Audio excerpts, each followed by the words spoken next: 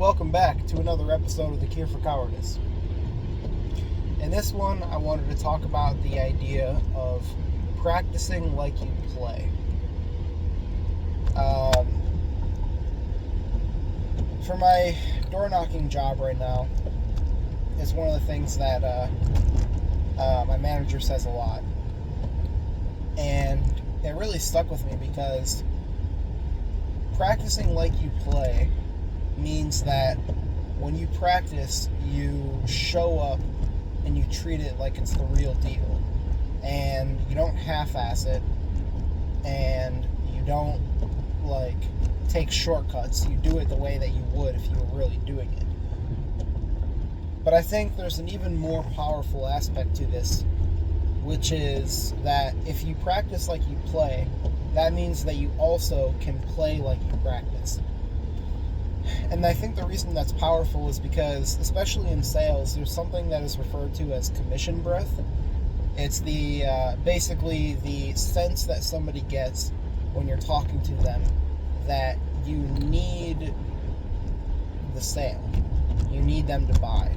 And even if it's a perfect fit for them, even if it's exactly what they're looking for, if they can sense that you feel that way about it, it kind of gives them the ick, and it almost puts their guards up, because it's like, well, what am I missing? If this is gonna work out so well for this person, am I the one that's getting the worst end of the deal here?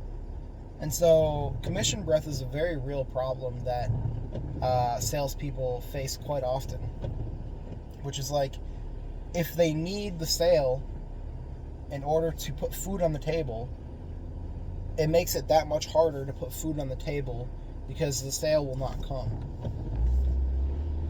And another aspect to this is they say the easiest time to get a sale is right after you just got one, because it's when you get that first one, you can kind of breathe a little bit, and you relax, and you calm down, and you slow down, and then you just start going through the motions, and you fall back to your systems and what you practiced. And what ends up happening is it comes off so naturally, and the prospect can feel that you really don't mind which way or the other they go, and it comes from a much more genuine place. And then lo and behold, they end up buying, and then you're surprised. There's been many times where I wasn't looking for a sale. I was just going through the motions and being friendly and optimistic about it, and I got a sale without even realizing that they were considering buying. And I think that this whole play like you practice thing goes deeper than that even, because if you can show up when you're actually doing the thing that you were working on, and you can treat it like it's just another rep under the bar, and you can treat every time like you're just practicing, but you can also treat your practice like you're doing it for real, it means that you can establish a baseline of quality, and it means that you can be consistent and consistently improve, and basically don't have the issue of being too reliant on the outcomes, because it's just practice. All of it is just practice. Every no brings you closer to a yes. Every rep under the bar brings you closer to the body that you want.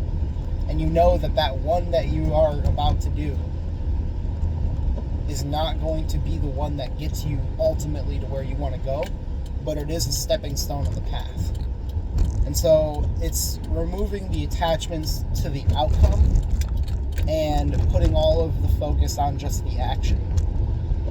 And I think that's really powerful as a framework to be able to approach life, because if you practice like you play and you play like you practice, then you never have to be too attached to the outcomes.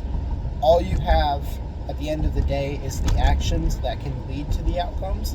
And so if you make the actions the goal, if you make the actions the thing that you focus on, the priority, then the outcome will come whether you want it or not, whether you are expecting it or not, because you're going to be genuine, and there's going to be people who sense that and realize that whatever it is that you are offering, whatever it is that you're trying to do, you will get it, but not because you need it, because you were doing the things that led you to it.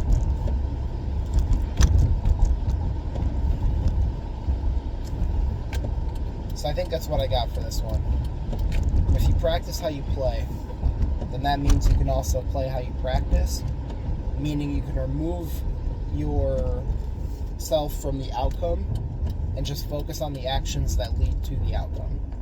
And by doing that, you'll stumble into success in whatever it is that you're trying to do, so long as you can consistently show up and just do the practice and do the play and do it in the same ways. So anyway, thank you for tuning in. Catch y'all on the flip side.